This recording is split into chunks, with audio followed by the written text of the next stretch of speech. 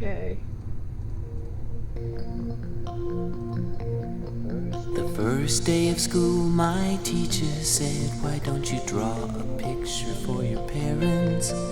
So I drew a picture of an alligator and I named him Terrence. When I gave that picture to my mom, she said, "I love pink alligators."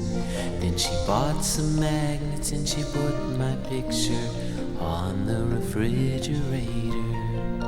And she said she put it there so that everyone would see how much she liked my picture and how proud she is of me.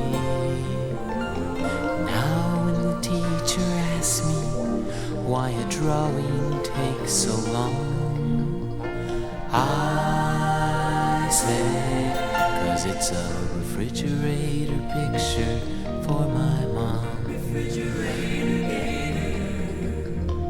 Refrigerator picture for my mom.